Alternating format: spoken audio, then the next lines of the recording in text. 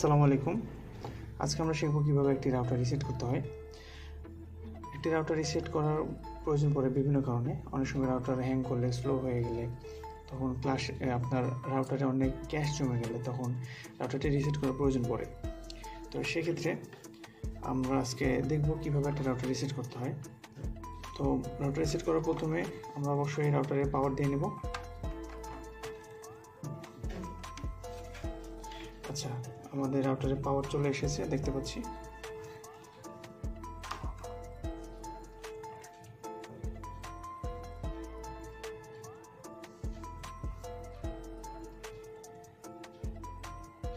আচ্ছা, একটি বিষয় খেয়াল রাখবেন। সাপোজ ধরেন আমার এই রাউটারটি রিসেট করার পূর্বে এটা ওয়াইফাইয়ের নাম আমি দিয়েছিলাম মাই ওয়াইফাই। তো এটা রিসেট করার পরে এটা ডিফল্ট একটা নাম হয়ে যাবে, ঠিক আছে? তো অবশ্যই কী নামে হবে এটা আপনি রিসেট করার পরে এই রাউটারের প্রতিটা রাউটারের পিছে এখানে SSID বা নেটওয়ার্ক নেম নামের থাকবে। এই যে যেমন এই রাউটারের ক্ষেত্রে আছে SSID TP-Link 1BC5।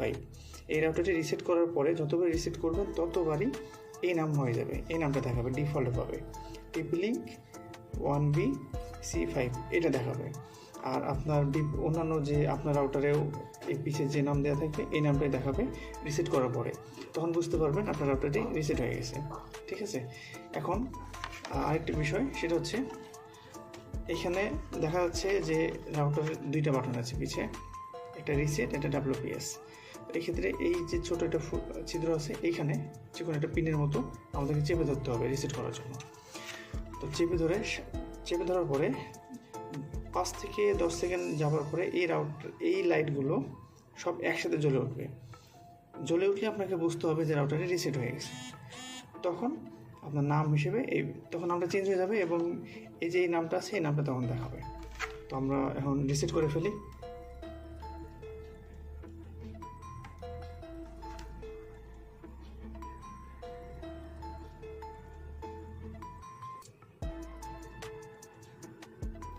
হ্যাঁ, একসাথে জ্বলে উঠেছে এবং আমাদের রাউটারটি এখন রিসেট হয়ে গেছে। রিসেট হওয়ার পরে এখন রাউটারটি চালু হবে, তার ডিফল্ট মোডে চালু হবে, ডিফল্ট নাম সব কিছু ডিফল্ট হয়ে যাবে।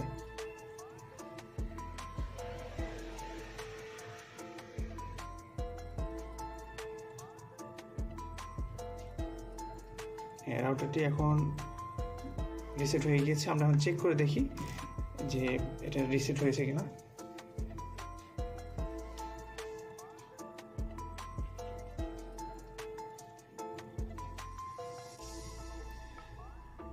আচ্ছা, আমরা এখানে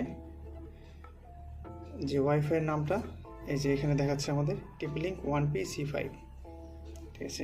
TP-Link 1BC5 5G। আমার যেহেতু এটা ডুয়েল ব্যান্ডের রাউটার ছিল সেজন্য এটা দুইটা প্রোফাইল দেখাচ্ছে, একটা TP-Link 1BC5, একটা TP-Link 1BC5 5G। তো ঠিক এই দুইটা নামই এই রাউটারের পিছে এখানে দেওয়া ছিল। তাহলে আমরা শিখে গেলাম কীভাবে একটা রাউটার রিসেট করতে হয়। ভালো থাকবেন সবাই। আসসালামু আলাইকুম।